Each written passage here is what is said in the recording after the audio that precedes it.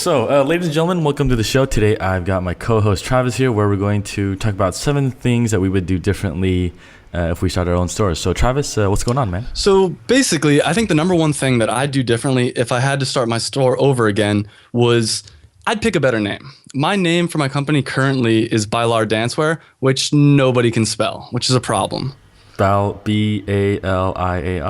Or Bailar. It's Spanish for to dance, which, the good thing is I'm in the fashion industry and most of the names for fashion stuff, people really can't spell. So it's not the end of the world, but so many people, when they call, they don't know how to pronounce it or they don't know how to spell it. I see all kinds of misspellings when I look in Google for what kind of search terms people are coming to my site with. Yeah. So, but at least you can rank for the ones that spell wrong too, I guess, right? Or that's true. That is true. Yeah, but it's interesting. You look at fashion things from a standpoint, like you can't call it like bestdancewear.com. It just sounds tacky, right? Like there has to be like some aesthetic to it, to the naming. Absolutely. That was actually our number one criteria is I actually said, what would this look like on the back of a pair of booty shorts? You always see like on the back of booty shorts or down the side of a pair of dance pants, like names of companies.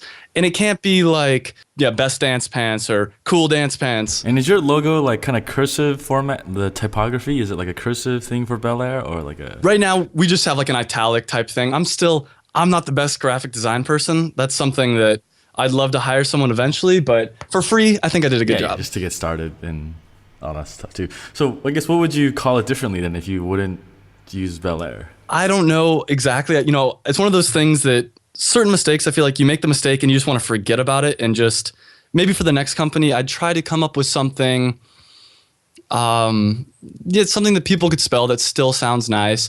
I've had little different ideas like American dance pants, but that's not that great.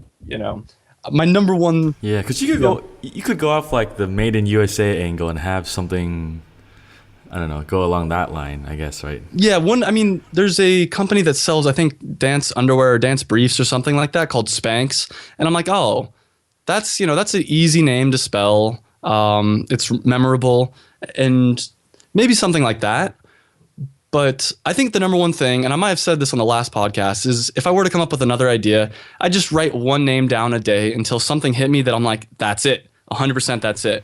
Yeah. One thing that could be useful is like, are there like vernacular words that say people in the dance industry use or dancers use that's really like something that identifies with them? I guess like kind of like with what they say in their own head, like, hey, I'm a dancer, I wear this kind of gear, and it's like a reflection of my identity, like kind of like on a deeper level. It's something you can think about too. That's something I probably should have done a lot more market research on is what kind of stuff like that. Yeah, because every industry has its own catchphrases, right? Like internet marketing has like, I don't know, SEO, like backlinking, penguin. Like you probably make like a t-shirt joke penguin out of that. Like there's things that shouldn't reflect off people's kind of worldview when they do things too. So I don't know. I guess that's your first one. So my first one is basically figure out the brand identity sooner. So I realized when I started out, we always talk about drop shipping versus making your own products, and it sounds like, oh, just make your own brand. Like, yeah, it's just like make it in a day. Like, no, it actually takes a long time, and it's a really abstract thing. And one thing I realized was that when I started out, I just kind of made my first product, got people to buy it, and that was it. And I didn't really define who it was for or what it means to have this hashtag baller on your wallet, right? So, for example, when people buy Nike stuff, there's a certain affinity you see when you have that check mark. I don't know, like an iPad with that Apple logo. So there's something there that you need to create, but it's just I didn't do it starting out, and I thought I could just go off like product quality, but turns out that most people probably don't care about that, and something I need to revisit right now too. So I've been digging into a lot of Seth Godin stuff. Actually, he just presented at a fashion conference in July in Paris. Actually, the video I sent you, I don't know if you saw it, but basically he was saying, hey, if you make wallets, if you make luxury bags, here's what you should do. And I was like, oh wow, it's like a thing just for me, like 30 minutes. And like the past 2 days, I've been just deconstructing everything he says in there to like reverse engineer this thing the right way now. What were some of the tips that he gave in it? Sure. So you know how he always talks about tribes, right? Like you got to build a community, like blah, blah, blah. So the thing is, like when you make your own physical product, like, well, what's the tribe? Like what kind of tribe? Right. And so naturally I started digging into his blog post. It turns out there's actually 4 kinds of tribes. One is social. So say you enjoy, what kind of music do you like? Classic rock, blues. Like say AC/DC or whatever, right? So say AC/DC comes to LA, you go to the concert. that concert is kind of like a social tribe because you all like ACDC, but it's not really that strong as say like a business thing like the DC that you just joined, right? Where we can talk about what happens in our business, problems, things like that. And there's also cultural tribes. So say if I were to meet you in say, I don't know, like Congo or something, and we're the only Americans, dude, we would have this affinity because we're both from the US, right? And then there's also, I guess, social and values. So say like, you get like the environmentalist or the animal rights guy, they're kind of sharing the same social circles and values to kind of build that tribe. So basically, which kind do you want to build? Just a social one with values, a cultural one, or like a business one? So I was like, okay, well, I got to figure this out too. And so if you dig deeper into tribes, he says, well, what makes a tribe work, right? It's kind of like they all share the same connection with each other, like-minded people. But then what makes the like-minded people and the connection so strong? It's because they all share kind of the same story and identity. So say like the guy that buys, like when you buy eggs, you can buy regular, I don't know, how much are eggs in the US now? It depends. The regular like crappy eggs, like the factory farm eggs, probably like $1.50 a dozen at Trader Joe's, or up to I buy 20 at the farmer's market for $7. So it's about like $4 or $5 for like the really high end stuff. Yeah, gotcha. All right, so say there's like these organic high end things, and Seth Godin is basically saying it all starts from your worldview. Right, so basically when you buy, say, $7 organic eggs, you're saying, hey, I believe chickens should run freely on the grass, eating all the worms they want without GMO injections and kind of having, naturally grown, right? And by buying these eggs, it's validating what the story you tell in your own head. Because when you buy these eggs, you kind of feel good, like, oh, yes, I'm supporting chickens who are, running free, eating worms, whatever. And so basically that ties into the story that you can then tell as a brand, whatever that chicken egg brand was, and then they can use that to build the, hey, we're all kind of eating natural foods, organic, things like that. So I guess like if you look at like a wallet or like a bottle of whiskey, right? Like a guy that's a 45-year-old iBanker sees a bottle of Burgundy that's $100. He might think it's cheap, but the college kid that just as a sophomore, he'll think it's really expensive. So it's like the worldview is different perspectives for each type of person. So I guess it really boils down to like the ideal customer thing, but I think worldview is much more impactful than just say, oh, like he's 22 to 30, he went to college and he drives a Porsche or something like that. And so he breaks down worldview even more to like 3 elements where your worldview really is your bias, your attention, and your vernacular. So vernacular, like I said earlier, is just like every term you have in the industry, right? Like we have internet marketing terms, like we all know penguin doesn't mean the actual penguin. It means that Google update, right? Just kind of like a vernacular there. And so it also changes the attention stuff we focus on. So naturally, when we see, Matt Cutts say something, we're like, oh, like what does he say? Although he's retired, but say Google, I think they're ranking HTTPS sites higher now. Like that just draws attention to us, right? But for our friends, they're like, well, I don't care about Google rankings, right? And there's also the bias where we pay attention to. So kind of figuring out this stuff, I was like, oh yeah, it's actually much more granular than just like, oh, build a tribe, which sounds very kind of meta and up there. So yeah, so I'm working on the past week basically. So figuring all that stuff out and then kind of redirecting. So specifically, what would you have done? How would you have done that differently then? I think I would have drilled the first few people that bought my products a lot harder on why they bought it and what they felt compelled them to buy it. I think I didn't really do that enough. I'm anxious to do that now, but I feel like that's something I should have done really early on and just find out like, hey, why did you buy this? Why did you like it? What was it about the story I told you that made you feel really compelled to it? And then look for like connections that overlapped and then just build off that. That's a great point. You always hear everybody talking about putting up surveys on your website itself, but you don't really hear that many people talking about the people that buy from you. Those are the people that you really need to interview. But I will say it's tough because I've sent out stuff like that before. You send out like 1,000 and you get 3 answers back. Yeah, and sometimes when you ask them, they're just like, yeah, it's great, it works well, and then you're like, I want you to tell me more, like, and then you're like, oh, I gotta ask the next guy, and you don't want to bug them again with like. It's similar to the thing we were talking about last week, which is, oh, how'd you find us? Google. No, like a paid ad or like a product placement ad. Yeah, exactly. People don't really care usually. Yeah, one thing he has said about worldview too is like, the worldview is how someone acts when you're not there. So say when you buy your $7 eggs, I'm not there when you buy it, but it goes on in your head, right? It's all like this mental thing you tell yourself. Yeah, that's true. It actually kind of leads into my next point, which is I would have started a blog earlier for my site. And there's so many different reasons that having a blog for my site is just a great asset to have.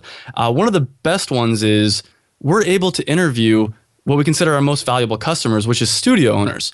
And these are people that buy hundreds and hundreds of dancewear costumes throughout their life. And so we're basically able to say to them, hey, we want to talk to you. What do you want? Oh, you want more free advertisement? Well, we can do that with our blog. Another thing that's really cool is that it gives me something to work on. I think that you can't really work on every aspect of your business all the time. For instance, once you design the look and feel of your website, leave it alone for a little while. You don't need to constantly, I know I've suffered from this where I constantly want to change the color and move everything over a pixel. It's the worst thing. But the good thing with the blog is I feel like, or really any platform that you create content, it's something that you can work on every day and it'll pay off. So with me, I could find, hundreds or thousands of different dance studio owners' emails, call them, interview all of them. If I have 1,000 articles on my blog, all interviewing dance studio owners, you better bet there's going to be a lot more traffic to me. Yeah, and I think the thing with organic stuff is it takes a long time to snowball unless you have some super viral thing. Like there was a chart where I saw it was basically saying PPC versus organic.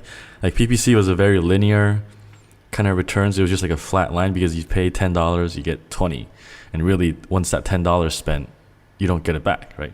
But it was like organic, like a post is there forever. It could rank, maybe it not rank, but there was a time chart plotted against it, and I think like most major companies, organic seemed to win out around like 36 months, 48 months before it really just skyrocketed over PPC. Yeah, and it also gives you a lot of flexibility. So I'm looking at doing some long tail keyword articles, and without a blog, it's kind of hard to do that. But now that I have the blog, I've found a bunch of different long tail keywords that I'm going to try to rank for. And so I'm really excited about that too. Yeah, and once it's out there forever. Like the only thing that's different about, I think, a blog and say something like iTunes or YouTube where you can also do content is like iTunes and YouTube are like a river, right? There's people going there searching for stuff and you just put your hand in there and then you can kind of pick some up. Whereas like your website, it's like putting your message in a bottle and like throwing it out in the ocean and hoping someone sees it. But I mean, if you throw enough bottles out there, it's going to flood the ocean, right? It's just a matter of do you have that time, money, and energy to actually work on that, and if that's possible with all your time constraints. That's absolutely true. And actually, another thing, I just yesterday sent out an email to all our customers looking for basically the dancer of the month. And I asked people, just send me 1 to 2 sentences why you think you should be the dancer of the month. And we had a ton of responses. I was really impressed with how many people responded. And so my goal is actually, I think I'm going to probably change it to Dancer of the Week because we got so many responses. Basically, I'm turning these people into my 1,000 true fans. They're going to have an article about them, like a full featured article on my website. You better bet the next time they need dancewear, they're going to think about me before they think about going to some other store. Yeah, because when you win Dancer of the Week, there's this ego thing that you kind of get fulfilled, right? You're recognized, you kind of get validated in some ways, and you're like, oh yeah, I'm awesome, and then it links to good feeling to you guys too. Absolutely, and I guess that's what the blog to me really is this kind of freedom. It's a freedom to be able to talk about or do whatever I want, where it's a little bit harder to do that if you don't have a blog. So yeah, I think that would be my second point. So what are some of the reasons they're saying they should win? I'm kind of curious. Are you seeing any like overlaps or what are they? Yeah. So I actually am really surprised with how many different types of people that entered. We had one lady that's in her 70s and she's talking about how she's still dancing and she's going strong. Then we had a guy that talked about how, he was going to go off to college and had a really good opportunity, but instead he wants to follow his passion of dancing. Then we have a 10-year-old. I think we even had like a 7-year-old that there's no way that she typed this out, but it was really just a beautifully written thing about how passionate she is. A lot of different people talk about how passionate they are when it comes to dance. It's interesting. Alrighty, so I guess the next one is mine. My second one I would do differently is I would have picked something with a repeat purchase. So I realized one thing, so kind of like a bag, wallet, something that lasts a really long time. You don't really get a lot of repeat purchases if your product is built nice, right? They last like maybe 2-3 years, and then the customer may go to someone else. Whereas like say if you buy supplements or maybe even like dancewear, like maybe the seasons change, you need different colors. Like there's always like a substitution thing or like a repurchase thing element that you have that I didn't think about. And I thought, oh yeah, I'll just do wallets and whatever, I'll figure it out. And I guess I would have picked something that has more repeat purchase or kind of something along those lines. Because I guess you always got to find new people, or maybe if they don't buy, at least they tell their friends, things like that. And it's kind of just scaling up. It probably takes a lot longer too. Yeah, that is tougher because there's very few things that I buy online that I tell my friends about, especially fashionable things. Hindsight 2020, there's no perfect niche, but it is what it is. So, and I think, so going back to that Seth Godin thing I talked about, it was interesting. So he was saying, yeah, if you look at like luxury goods in like the 1900s, like the age of like Cindy Crawford, like that time, it was about what they wore, right? It was like the age of the supermodel. It was like having that logo that defined you as part of a tribe, whether it's like LV, Gucci, or whatever, right? And he's saying now that you can get stuff made, if not better, pretty much just as well, if not better than whatever these guys sell, right?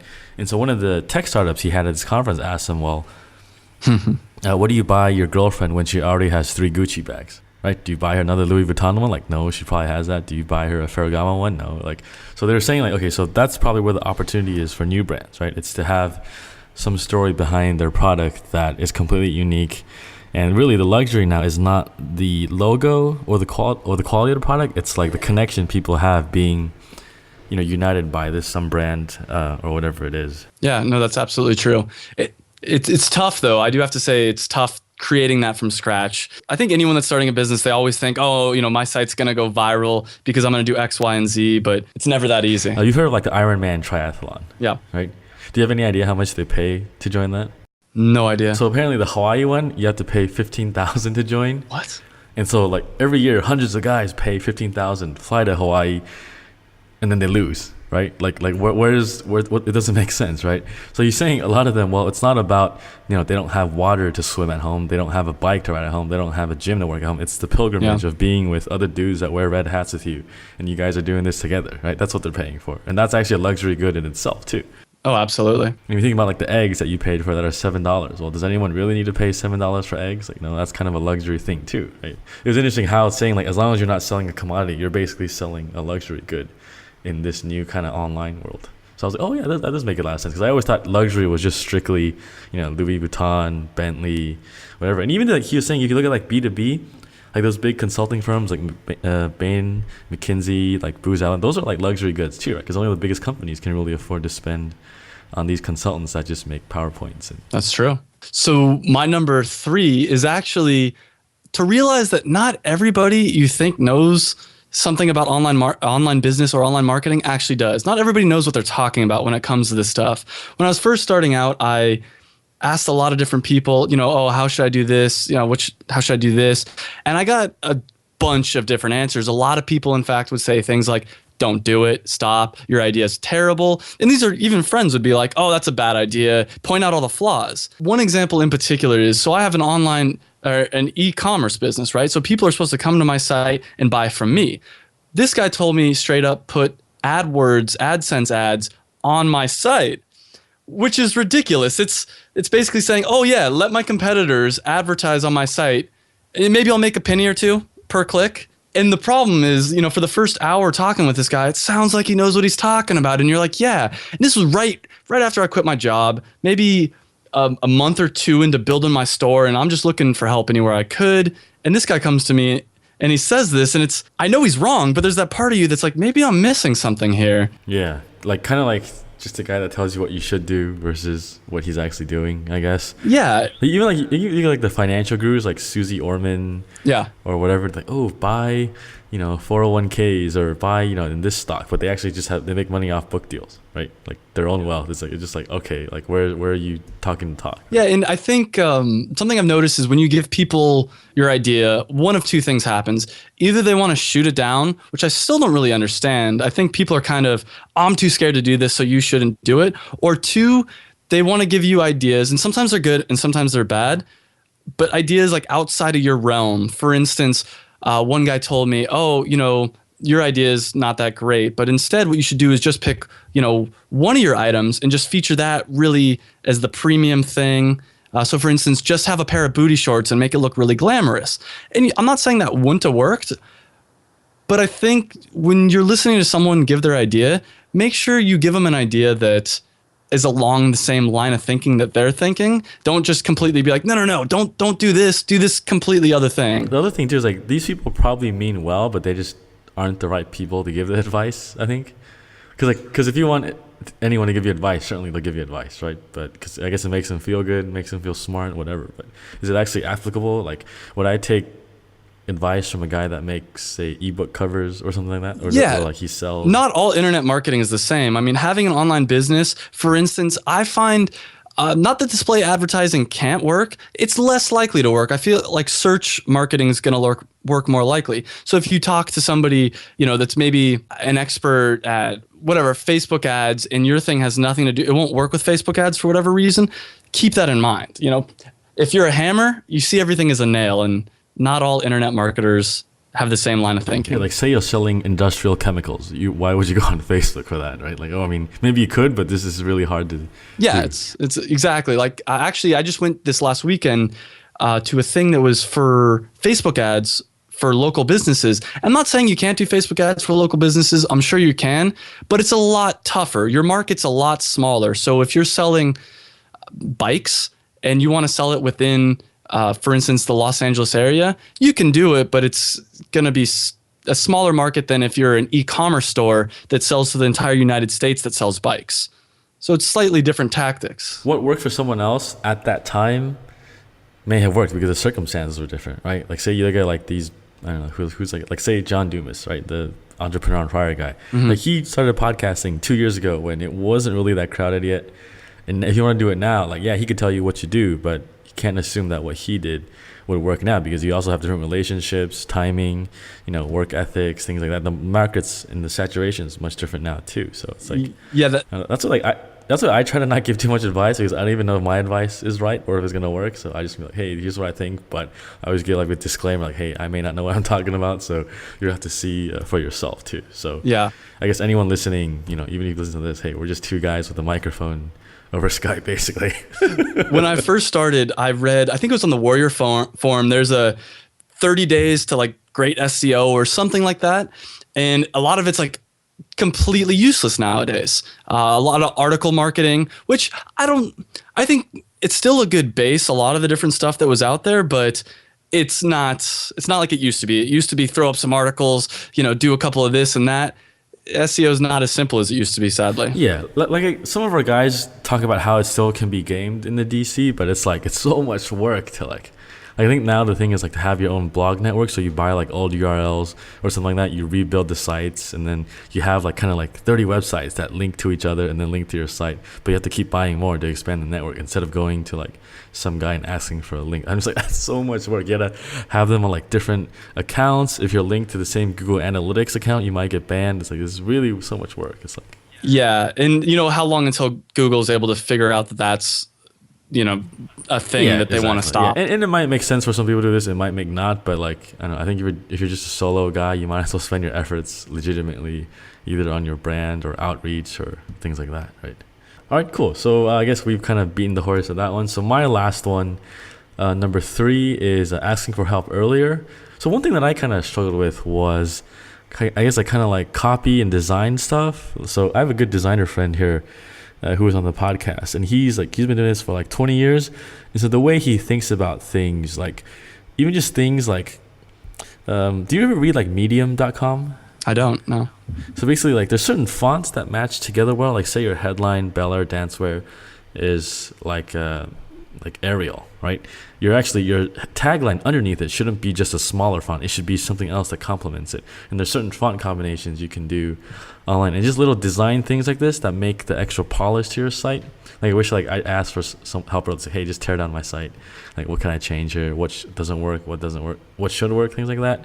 And also just kind of like, I guess, finding fulfillment centers, a lot of stuff along the way. Like, I guess I was like scared to ask for help or something like that. And I don't know. Like, now I'm just like, okay, like beat me down. What's wrong with this? What do you think's wrong with this? And like, all right, I'll be more selective in taking advice, like we said earlier. But something I guess I kind of should have done a lot earlier. No, I agree with that. I mean, I've said before that I completely built my website, spent a couple $100 on Google AdWords, only to ask my roommate, who was a girl at the time, what do you think about this? And she says, yeah, it looks really technically good, but it doesn't say buy me. And that's something I personally never thought about. What do you mean it doesn't say buy me? She's like, well, it needs to be brighter. It needs to be, all this stuff. And that completely changed the way that I looked at the website. I'm like, oh, Yeah, that's true.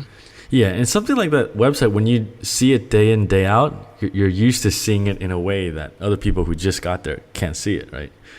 So one thing I started doing is I would like, when we meet up with people, I just, hey, go to my website, and I would actually look at where they click, or look at where the eyes go. I wouldn't look at the site. I would just look at like, oh, what are they doing? Like, where are they getting frustrated at? And kind of figuring something out like that too. Because I guess, because it goes back to the thing, well, say you ask for help, well, whose help do you take too, right? So Yeah, that's true. And I mean, along your point, you were just saying the navigation, you're right, because if you're building the site, you know how to get to everything. But from an outside perspective, some of the simple things that I thought were really simple, I'd have people do, and they're like, "Oh, I don't know how to do this." I'm like, what are you talking about? Just do this combination of secret keys." yeah, like what do you mean you can't find this? It's in the footer among the 10 other links. Like it's right there. Like I see Yeah. it. Why don't you see it? Exactly. I think another thing to go along with your point is doing the work to find the right groups. I was kind of hesitant when I first started out to really talk to people that I really knew what they were doing, because it's kind of like, oh, I don't want to show you what my thing looks like until it's ready. It's ready. It's ready from week one.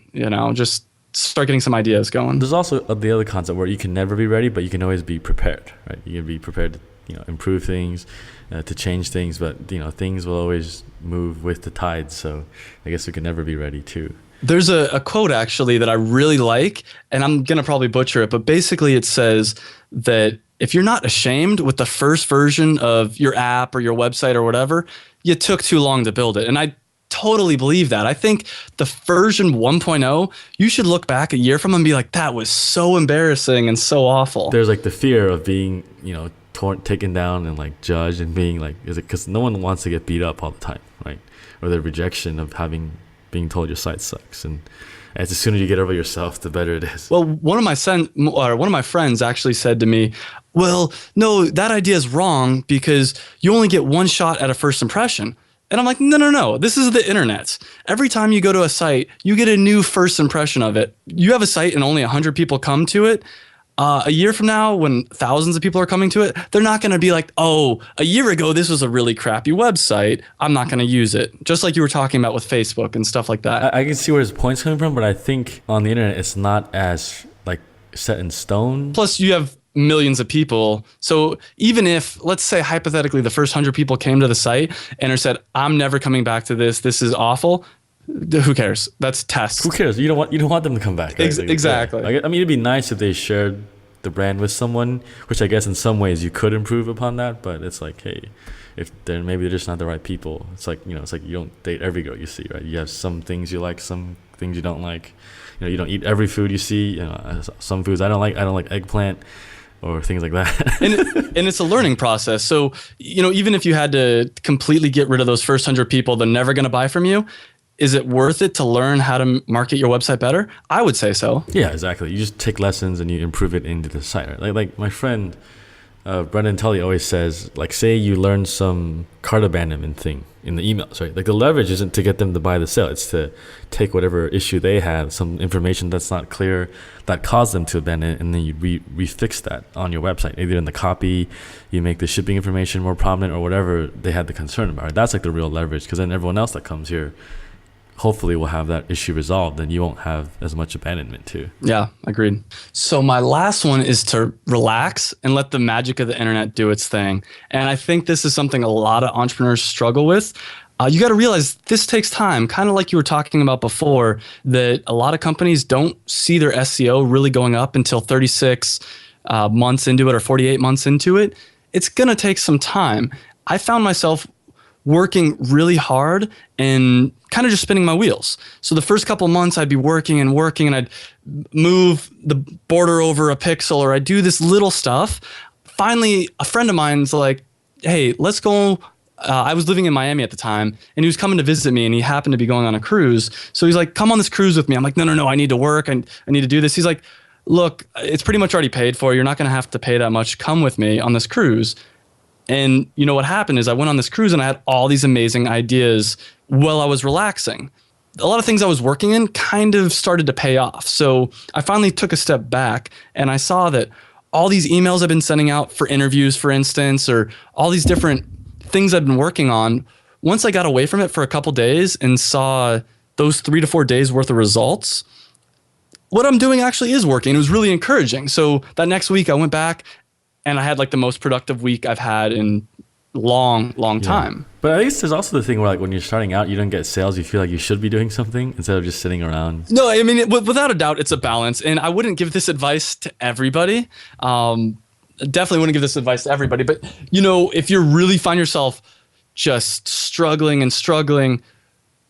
maybe go for a walk. Maybe take a little breather. That's something I wish I would have done a little bit more. I didn't give myself any relax time.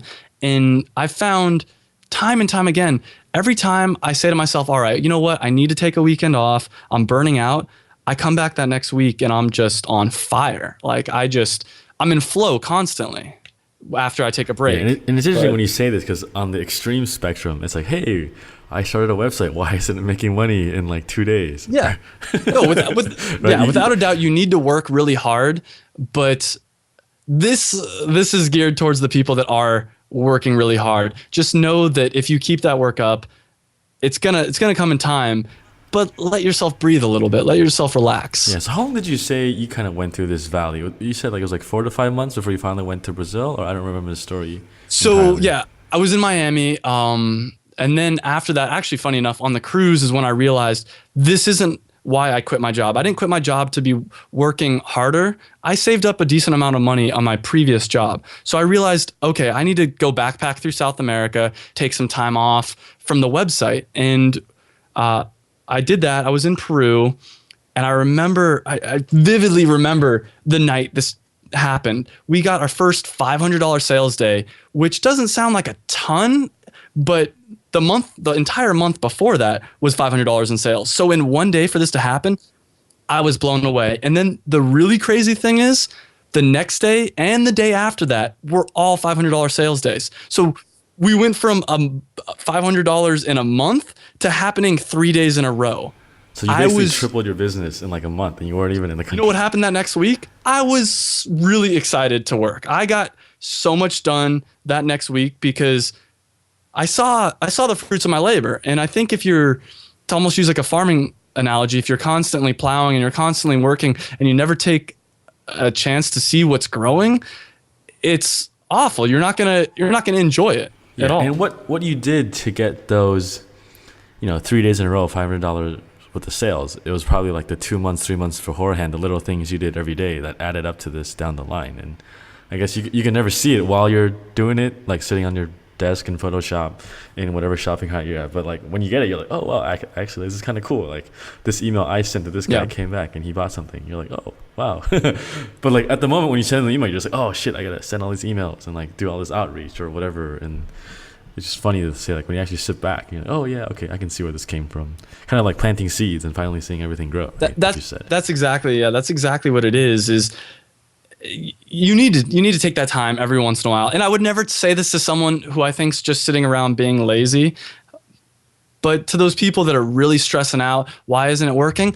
Maybe try taking a weekend off. Maybe go to the beach. I'm not saying you necessarily have to do what I did and go backpack through South America. At that point in the business, I didn't know whether this was going to be a viable option. Like I said, that the month before I was doing this, it was a $500 in revenue. So I'm thinking, maybe I need to come up with a completely new idea.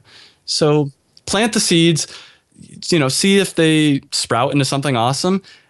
And when they do, I guarantee you're going to be excited to work again. I actually studied biomedical engineering in school. So neuroscience is really interesting to me. And for you to have creative ideas, you need to actually be able to relax. That's where creative ideas come from. That's why a lot of people do meditation and stuff like that. And you know what? I'd rather have 1 hour of just a really great thing that I'm working, a really great idea that I'm working on, than do 8 hours of just BS clicking on the computer working. So I think you need to facilitate that creative thinking. Obviously, I'm not saying go be a hippie and just do whatever, but those creative thoughts, that thought of, for instance, for me, I need to start a blog. That's not something that you can work harder to create. It needs to be something that comes naturally through creative processes. Yeah, and it's like, well, how do I force this 3,000 word article out, right? It's kind of something like that too when you want to write big content. So that's one thing I realized. So what I do now is actually I go to cafes when I need to do creative stuff, and I work from home when I need to do like grunt work stuff. Because like cafes, there's this kind of like this energy. You hang out, your mind is not as focused on certain things, I guess. So. Like I said, I found for me that walking really seems to help. And more than anything, I think sitting down, at least for me personally, I've had back issues and stuff. So 8 hours of sitting down is painful. And I really believe that when you're in pain, you're not doing your best work. So by walking around, for me, it just kind of gives me back into that natural state that humans are supposed to be in. Yeah, someone posted, was it James Altucher, that what your brain looks like after 20 minutes of walking, and you can see the different areas light up. Like sitting down is like just like it was like a dark picture or something like that. I'll probably find it in the show notes. Yeah, I mean, exercise in general just releases tons of dopamine, and dopamine is what makes you happy. The whole reason we all start these online businesses, for the most part, unless it's out of greed, is to be happier. Try to be happy while you're working on this thing. It's not always easy. There's going to be lots of struggles along the way, but I think if you can, for instance, you're talking about writing that 3,000 word article, either each word could be a struggle or it could be something that you're really passionate about and you're excited to write about. I'd much rather write the 3,000 word article about something I'm excited about. Yeah, exactly. So. Yeah, like for me, in 2 weeks, in a week, it'll be a year since I left my job. It's kind of time flies. So I think I'll do a big post about that. On somewhere. Congratulations. So, yeah, it's just funny that I always thought things would move a lot faster and quicker than they do, but it never happens that way. So, I'll save this for the post, but it should be interesting, like kind of reflect back 1 year after leaving the job, what it's like.